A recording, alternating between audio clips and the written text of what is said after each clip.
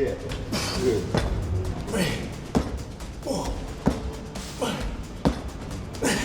I'm working for the big dog today. I've got big dreams, innit? So yeah, I want Fury. I want the Fury fight, and I'm working towards that now. If you're hungry enough, you'll find yourself in the right place. If you're not hungry enough, you'll find yourself in wherever you find yourself. But this is where I found myself because I definitely believe I got that hunger. And I think I'm working harder than I have, or I'm working just as hard as I was 13 years ago. Fresh off his win over Christian Prenga, Anthony Joshua isn't wasting any time. He is already back in training, fueling speculation that preparations for one of boxing's biggest potential fights are well underway. There's no room for a break. Every session from here forward is building toward the biggest fight of his career.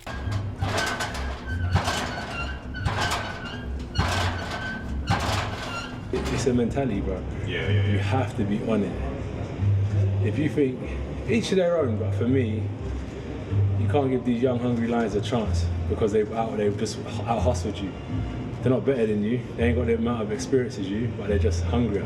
When you're in camp, it's all good taking nice pictures and chatting and having a laugh with your mates. But when that bell goes and someone's across the ring, it's only yourself, man. Like you better pray you ain't cut no corners in training. Attention turns towards how differently Joshua is approaching this camp. After the injuries he sustained in the crash, he's been open about adjusting his regimen and a more measured pace between sparring sessions. It's a shift from the all-out grind he was known for. His focus is on protecting the recovery, then building the power back on top of it. Yeah, they're quite unique in their approach. It's not basic. It's all this high-tech stuff. Some people don't believe in it, but I actually think that it's good because boxing, due to the trauma to the brain, you want to kind of keep your mind active, keep it switched on. After you've taken like a few punches in sparring, it's good to kind of reactivate those neurons that have been switched off due to impact. I think that's what he's doing. It sounds about right. So whatever he tells me to do, head down and get on with the work. Beyond the physical adjustments, Joshua's made it clear this camp is just as much a mental exercise. He's spoken about needing to rebuild trust in his own body before he can fully trust it in the ring again. For a fighter who's always leaned on physical dominance, this stretch of camp looks a lot more like therapy than preparation. It was hard. Physically, it was challenging. But mentally, if I would have told myself like at any stage to stop, my body was happy to just give up. So I would say today was 80% mental.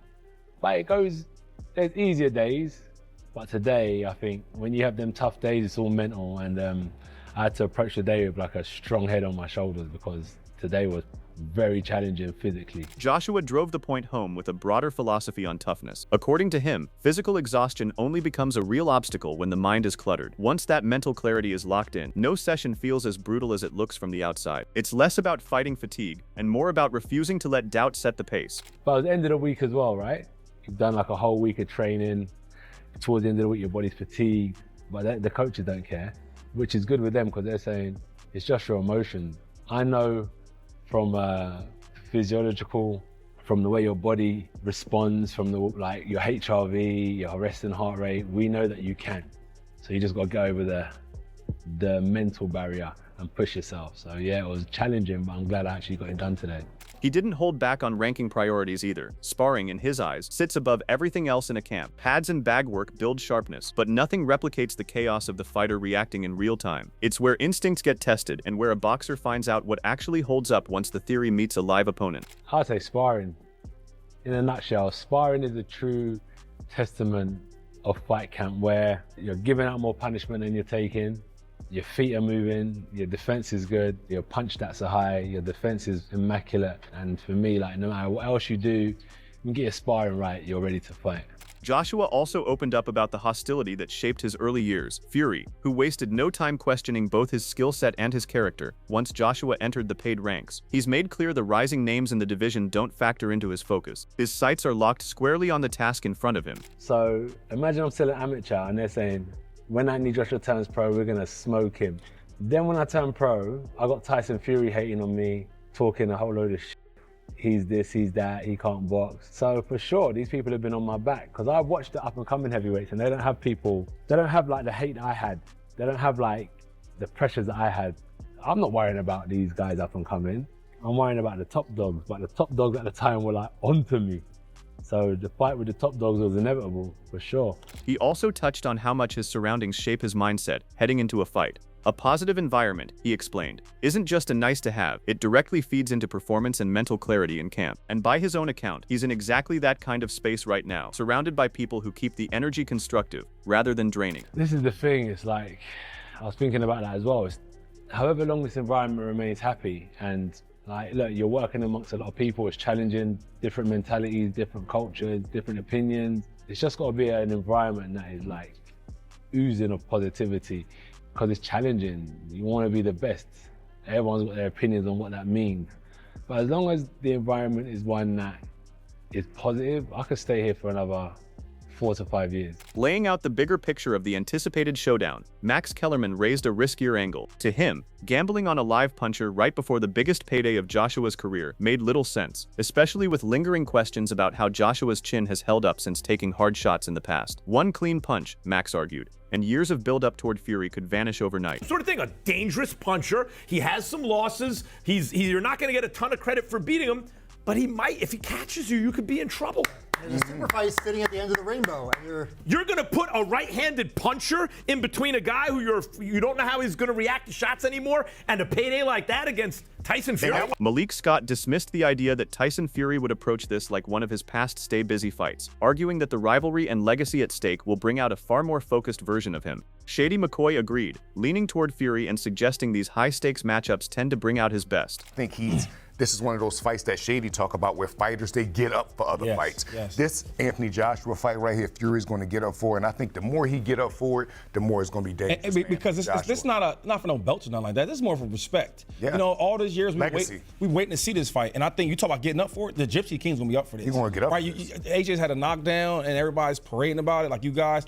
You know, I watched this fight. AJ stayed in the ring for about 2 hours, celebrating, right? And I'm like, damn.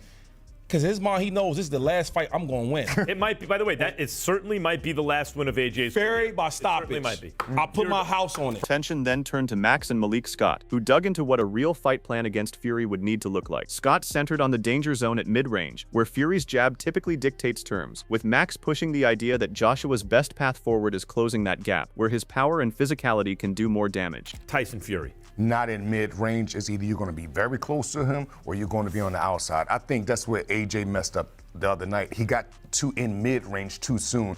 I think he do that with Fury. I think that's a very dangerous thing for him. But I also think that, because you got to keep in mind, Max, AJ has never been this good boxer type of guy, but Fury has. Fury have, to me, more options and more weapons in his toolbox than But we've seen Fury rumble very effectively on the inside. Going forward, pressing. Right? So you're saying Joshua needs to get, AJ needs to get through the middle distance to the inside. He's not going to outbox him. Shifting to how public sentiment has swung, Teddy Atlas weighed how much personal hardship and a string of tough results have quietly shaped what Joshua brings into camp. He noted that this kind of weight doesn't just disappear once the gloves go on. It lingers, and it can shift how a fighter prepares as much as how he performs once the bell rings. You know, where was his mental state? You know, 75% of it is mental. I think with a guy like Joshua, it could be 90.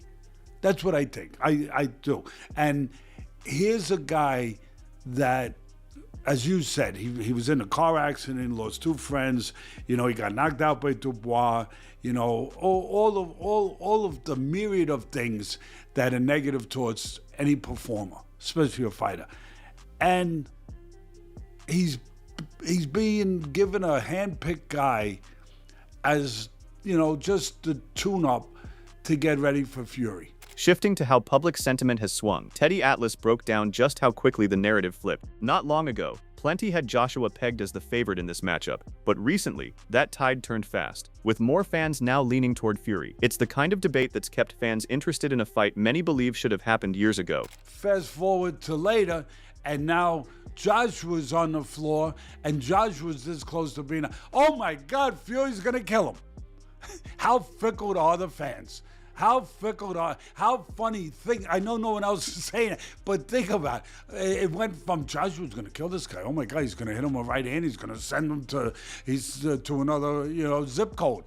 Oh my God, Fury's going to kill him. Look at this guy. He's got no chin anymore.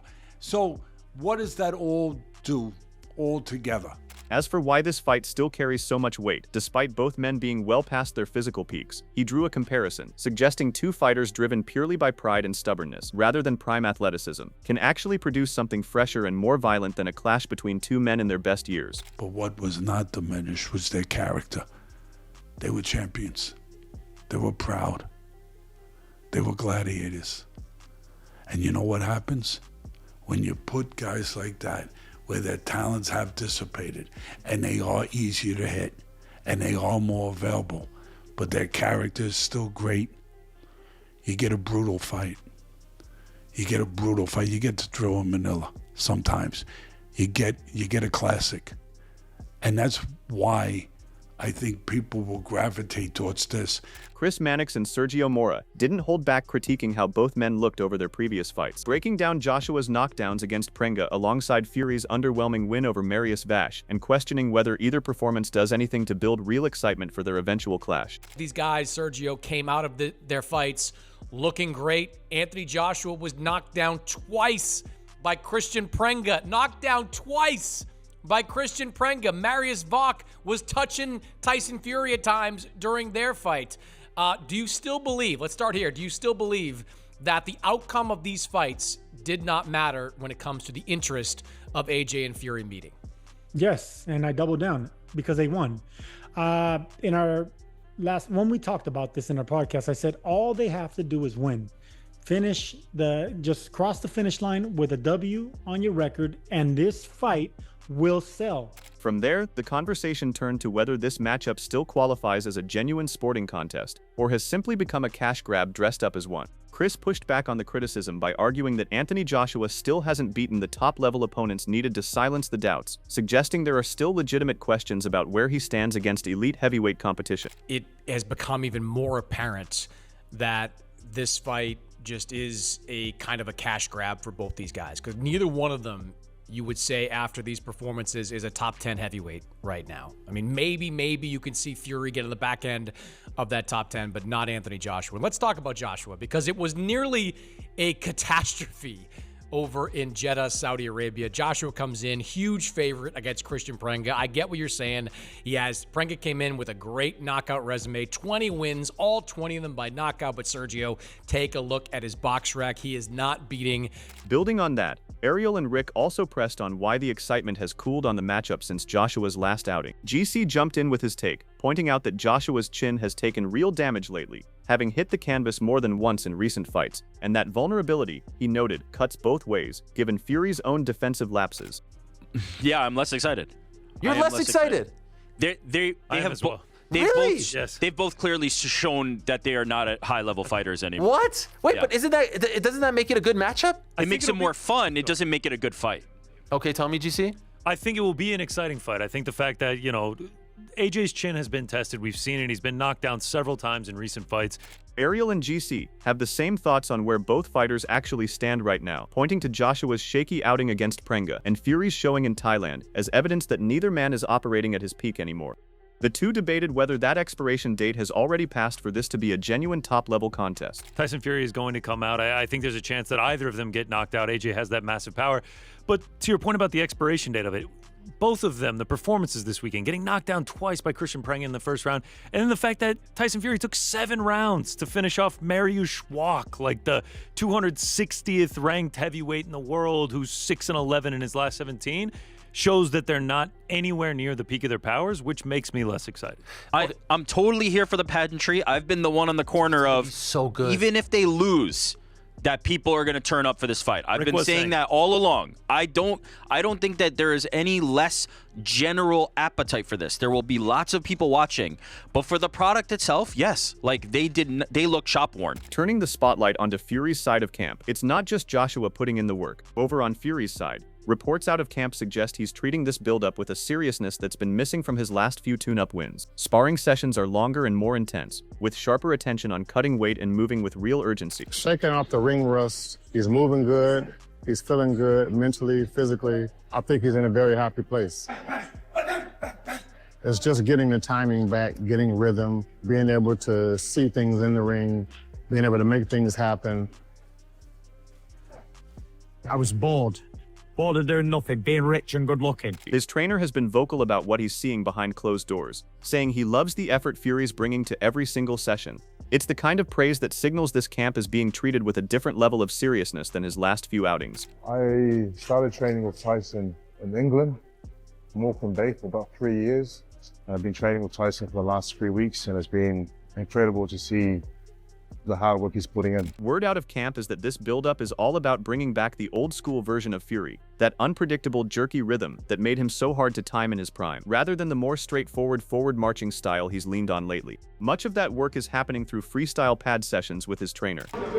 We do a different form of pads. All the pad work we do is freestyle, so it speeds up the reactions. That's how we've sort of got now. We've got that old herky-jerky movement back. And, you know, we've just sort of brought back the old Tyson, that sort of Angelo Dundee style of Tyson instead of the walk in and out style. Trainer Robert Saifu McInnes had plenty to say about what he's witnessing in sparring, describing Fury as thoroughly dismantling his partners round after round. What stands out most, according to Saifu, is Fury's knack for finding angles nobody else can, a byproduct of the boxing IQ that's always separated him from the rest of the division. You know, sparring is just pulling people apart, and, you know, Tyson has this uncanny ability to be able to punch from any angle, and he also has one of the highest IQs in heavyweight boxing. So I think what we're going to see, what I've seen over the past 3.5 months, being together. Sifu also pointed to the physical transformation over their 3.5 months together, noting real jumps in both speed and coordination since they started. That improvement has shown up directly in sparring, where Fury reportedly has been running circles around elite-level partners like Joe Parker, leaving the whole team confident heading into camp. Watching him on pads with Junior, his speed, his coordination has just come through the roof. And when he got into the sparring, he just run rings around everybody. There was, you know, we had top sparring partners in there, including Joe Parker. You know, we had some top guys there, and he just run rings around everybody. Meanwhile, Frank Warren offered an update on Fury's whereabouts following his win over Marius Vash, confirming he's currently taking time with family before shifting attention back to locking down the date for the Joshua showdown. According to Warren, that eagerness to get the fight officially on the calendar hasn't dimmed at all, despite the short break. And the last couple of things for me, Frank. Obviously, both Tyson Fury and Anthony Joshua fought last week. Have you spoken to Tyson since his win against Marius Vash? Yeah, I've spoken to him a few times. Yeah, he's in good. He's with his family at the moment on the Isle of Man, and he's very happy, and he just wants to get the fight on. What did you make of his performance? Who, Tyson? Yeah. Tyson did what he had to do. He just didn't want to be rusty. He went and had a workout. He did it for charity. All the gate money went to a charity in Thailand, and he's ensuring he's getting no ring rust in the system. Turning to Joshua's recent showing, Warren didn't budge from a stance he's held for a while now, maintaining that Fury walks into any version of this fight as the clear favorite. He went as far as predicting a stoppage win for Fury, drawing a comparison to how Daniel Dubois was able to get Joshua out of there. And the day after AJ fought, you know, he got the victory, but people didn't expect it to kind of, you know, go how it did. What did you make of that fight? What did I make of it? Look, I think Tyson's a big favourite. I've said that all along. You know, styles make fights, and I think Tyson will stop AJ. He would do what Daniel Dubois did. As for where Joshua stands as an athlete today, Warren acknowledged the toll of time, admitting he's no longer the fighter he once was. He credited Joshua's commitment to overhauling his physical training, but was blunt about the limits of that work, pointing out that no amount of muscle can fix a chin that's already been tested. Did you think, so on AJ's performance, did you think he looked, you know, a little bit past his best? Well, he's not the same guy he is he? I mean, you know, how old is he now? It's like 36. I'm an old geezer. We're not the, you know, he's been working out with Usyk and doing what he's got to do, but look, you can, and he looks, they've got him doing a new, different physical regime. But what you can't do in boxing, you can't put muscles on your chin.